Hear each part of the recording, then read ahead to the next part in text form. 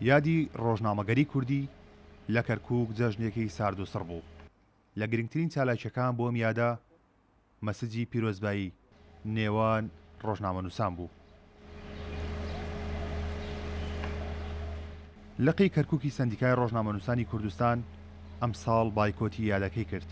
لە کاتێکدا یادی ڕۆژنامەگەری کوردی هاوکاتە بە یادی 23 ساڵەی دامەزراندنی سەندیکای ڕۆژنامەنووسانی کوردستان.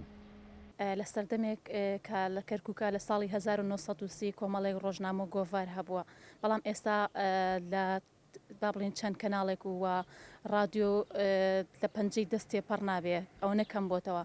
ئەوش بەهۆی ئەوەی کە هیچ کەسێک نییە با بڵێن دەستی هاوکاری بۆ میدیای کوردی لە کەرکووک درێژکات دەستگایەکی تایبەت بە زمان حاڵی کەرکووکەکان بکاتەوە.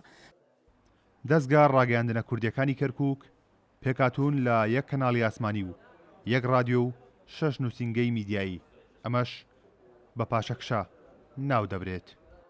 دوای ڕێفراندۆم و ئەو قومارەی کە بە بشارەشەوە کرا، بێگومان دۆخەکە خراپتر بووە لە پاڵچێشە قانونێکەیە کێشەی ئەمنیش لەم ناوچانە دروست بووە. بەڕاستی لە ئێستادا لەم ناوچانە هەروەکو چۆن لە تەواوی ناوچەکانی عێراق و لە کوردستان شە پێشێلکاری هەیە و بە تایبەت لێرە بەرامبەر میدیای کوردی ئەو حاڵەتە لەم ناوچانە بوونی هەیە. وردە ئەم ڕوتی ڕۆژنامەگەری لە ڕووی ڕۆژنامەی نووسرا و خوێنراوە ڕووی لە کەمی کرد و ئێستا نەماوە و بەداخەوە ینی ئەبینین ئێستاکە لەم ناوچە دابراوانە بر میدیای کوردی یا ڕوتی ڕۆژنامەگەری لە ئاستێکی لاوازدایە، بە تایبەتی کە ئەم ناوچانە چەند ساڵێکە لە ژێر دەسەڵاتی تەواوەتی حکوومەتی عێراقدایە.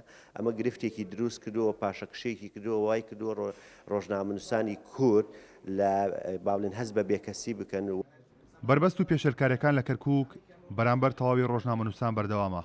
ئەمەش کاریگەری خراپ لەسەر دۆخی ڕۆژنامەگەری بەجێ دێهەڵێت.